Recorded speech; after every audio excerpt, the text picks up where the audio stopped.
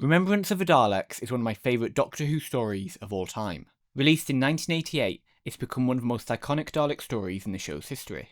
There are multiple moments in the serial that are instantly recognisable. In particular, the scene involving the Special Weapons Dalek destroying a renegade faction. What makes this scene so impressive was the use of practical effects. It's one of the things that I love most about Doctor Who. However, over the last few months, I have been recreating the scene using CGI. Now before I start, I want to emphasise that this is strictly a recreation. I'm not trying to improve the sequence in any way. The aim is to simply recreate it as faithfully as possible. The first thing that I did was research where they actually filmed this scene. After exploring the area in Google Maps, I collected a handful of images and imported them into PureRef. Having everything in one place made it much easier to compare details while I was modelling. I then went and collected my assets.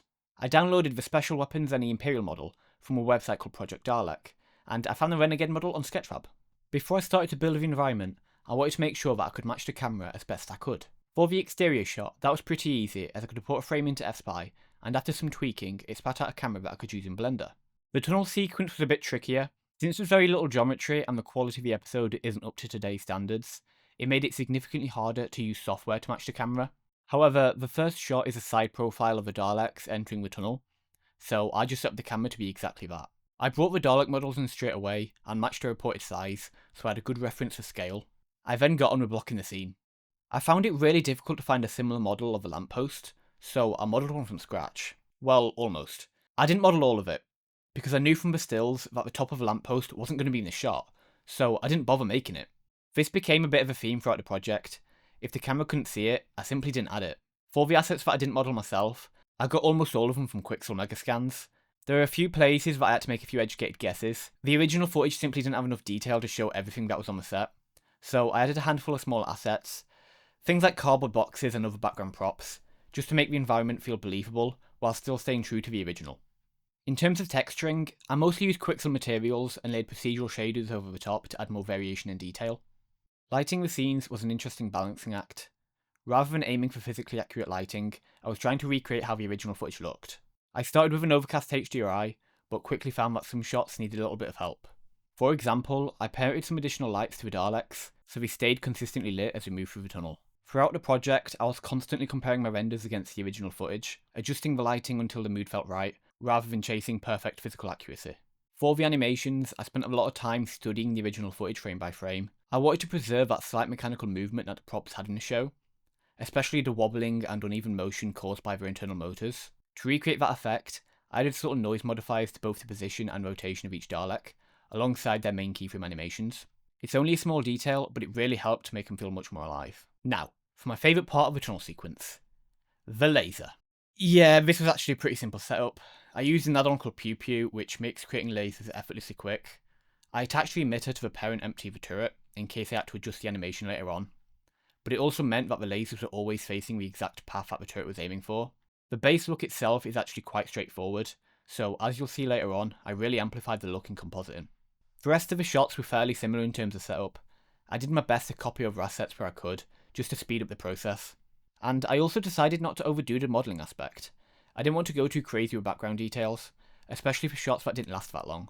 As good as it would have been to be able to do that, I needed to focus my time on the explosion. Speaking of which, the explosion itself was by far the most difficult part of the entire project. Looking at the original broadcast, it seemed like we had filmed the Dalek separately, and then detonated a gasoline explosion in a different take. And I wanted to recreate that same practical feeling rather than modernising it with debris simulations and destruction effects. To create the explosion, I used Embergen, and started off with a gasoline explosion preset. From there, I adjusted the forces and the volume settings, until I found something that felt closer to the original footage. One issue I ran into very quickly though was the timing. The explosion initially felt far too slow, so I retimed the simulation by exporting every other frame, and then manually removing some of the opening frames, just to make that initial blast feel much more concussive. Signing off the look of the explosion is what took the longest amount of time. It's not perfect, but I have to remember, I'm not a simulation expert, and sometimes finishing a project is just more important than endlessly chasing perfection. Once all the shots were rendered, I imported the image sequences into Nuke, where I brought everything together to create that final look. I started by separating the render passes from Blender before merging them back together to create a clean node tree that I could build upon. I then moved on to creating the lasers. Using the emission pass from Blender, I added multiple distortion effects and exponential glows to establish the base look.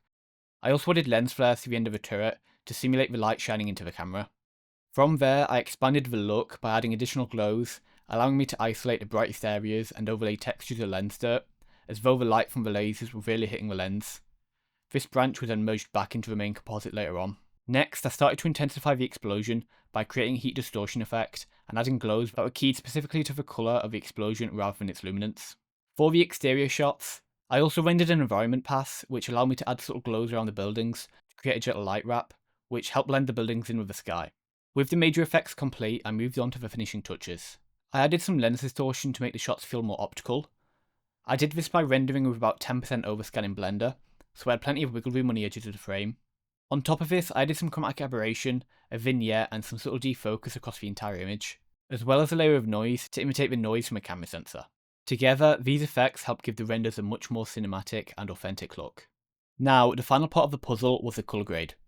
I didn't want to actually do too much, because I knew this final step could really make or break this whole recreation aspect, and make it look way too modern. So I tried to match the contrast to the original, but I also adjusted for different displays that people might watch it on these days, especially with how dark that tunnel sequence is. Up until this point, I had been rendering everything at a 1.85:1 aspect ratio, mostly because I wanted to see how it would look in the widescreen format, but I always intended to crop in at some point to match that same aspect ratio that the original was shot in. Overall, this project ended up being far more complicated than I originally expected, but recreating something from a show that I've loved for years was genuinely a really fun challenge, especially while trying to stay faithful to the original practical style, instead of replacing it all with a modern CG spectacle. There's still plenty to improve if I revisit this project in the future, but honestly, it's just incredibly satisfying to finally see these finished shots. So after months of modelling, animating, simulating and compositing, here's what I made.